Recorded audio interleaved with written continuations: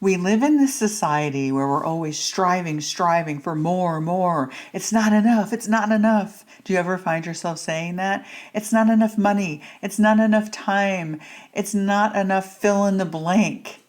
Like we get a house, we want a bigger house. We get a car, we want a big. Even when you get married, like you get married, you haven't even had your wedding night yet, and people are like, "When are you having kids?" It's never enough. And I'm here to share with you.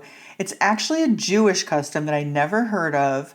If you have ever watched The Chosen, give me a heart in comments. This is where I saw this. I don't know if I'm saying it right. It's a Jewish custom. I think you pronounce it Deneo, something like that. I don't know. Maybe, Steve, we can find what it's called and put it up there so that I give it its due credit. And this episode is about me when I started thinking, when I first heard this and I saw this scene in the movie The Chosen, I was like, what are they doing?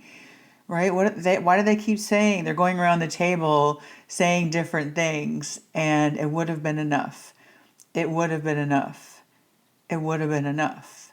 And I was like, what are they doing? And it was brilliant the way they filmed it because they had so many scenes of them doing this so that you could really grasp the concept of what they were doing. And that is what I'm going to talk about on today's episode. If you have not subscribed for our brand new Worthy Woman Healing newsletter, click the link below and you will get my health and healing secrets once a month. Plus you will get a scripture and 5 steps that they're very easy. It's quick. It's one scripture, 5 steps, ways that you can apply that scripture to your life.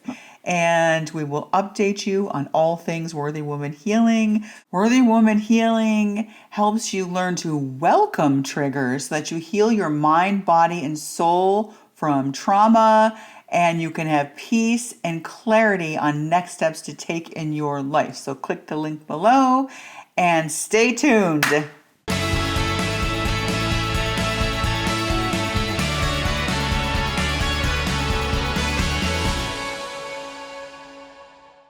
Okay, so like I was saying, I was watching that movie, The Chosen, and they started saying things that I did not understand. It would have been enough. It would have been enough. And it wasn't until my Bible reading the next day that I was like, oh, I get it. And I started writing in my Bible. I started thinking about my daughter and the infertility journey that we had. We went through 6 years of infertility. We did 11 IVFs. And I came across, what triggered it is triggered it in a good way.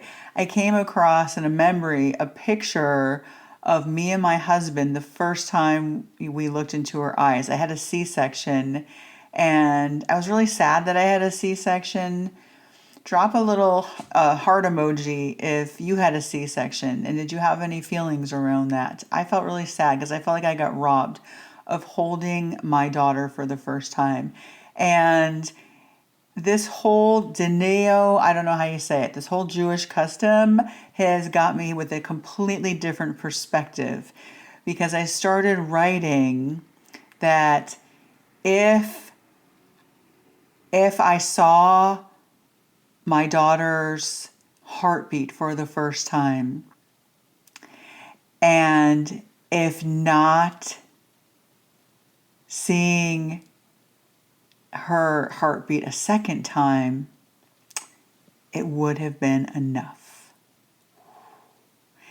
If seeing her heartbeat the second time and not seeing her 3D ultrasound, it would have been enough. And I kept going with this, right?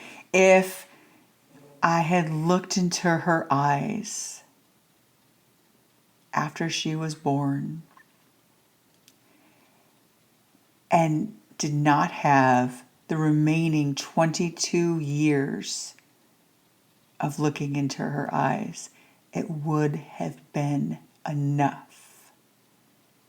And I just kept going with it. Do you see the power in that? I realize that we can get stuck in this, it's not enough, I want more, or it's not like we're never satisfied. And we see that in the Old Testament, which is why this is a Jewish tradition, because in the Old Testament, they're being taken out of slavery, to being taken out of Egypt, and there was a lot of complaining happening, right? Some of them were even saying it'd be better if we went back to be slaves because at least we got this, at least we got that. And they weren't in this mindset of it would have been enough, it would have been enough. So this is a Jewish custom. That's all I really know about it. If you know more about this Jewish custom, drop a link in comments, not a link, drop your name, drop how do you pronounce it? Dayenu, am I saying it right? And if you practice this, because I think it is the most beautiful practice. And now I catch myself, right? I catch myself so many times. I didn't realize how many times I would be saying, it's not enough money. Or even like with this podcast, right? There's not enough subscribers, or with my website, or with my clients, there's not enough clients. And I think, whoa, wait a minute. If that first client that signed up with me, and not the hundreds that came after, it would have been enough. If that first subscriber I got, that first book I sold, Portal Tears, my first book, and not one more book after, it would have been enough. It's so powerful. I want you to start thinking that it would have been enough. You are only as sick as your secrets. It is time to stop suffering in silence and join other women who are also on a healing journey, who are being raw, real, vulnerable, and honest with what they are going through in their life, what they have been through in their life. And wherever two or more are gathered, we know God is with us. It says it right there in the Bible. So there is power to group healing. Miracles happen in there. You have one woman sharing, opening up her heart. Suddenly everyone else in the group is saying, yeah, I've experienced that. I'm not the only one. There's such power in knowing that you are not alone in your suffering. You are not alone in your healing. And we meet twice a month. And in between those times, a lot happens, right? And it's important that you have time in between the sessions to practice the healing technique that I teach you, so you can come back into the group and celebrate with the other women. Hey, I actually remembered to do the healing technique in that moment. That trigger didn't derail me anymore. But it's practice. I'm also a personal trainer, right? You don't just get a six-pack abs by doing one sit-up. You have to keep doing it over and over again. You don't run a marathon. You don't go out and run 13.1 miles for a half marathon the first time, right? You practice running a little bit every day. And that is what we do in Worthy Woman Healing Group. Join today and tell yourself, I'm going to give this a 3-month commitment minimum, because I know I need time to practice outside of these sessions, and come in and get guidance from the other women on how to actually heal all of these wounds, heal my mind, body, and soul, one trigger at a time. You are worth it.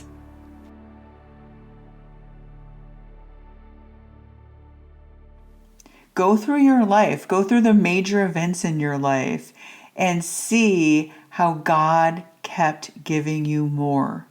And when you're in this mindset, God is going to keep giving you more and more, because you're saying, if this and not everything that came after, It would have been enough.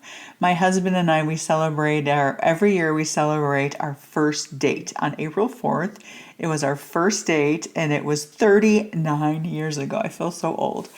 And he was so sweet. This year we went to see The Chosen. That's how we celebrated our first date anniversary. And after we saw The Chosen, he was so sweet. He looked in my eyes and he said, if that first date at Spring Fling, when I won you that dweeb, we call it this little stuffed animal. We don't know what it is, so we called it a dweeb.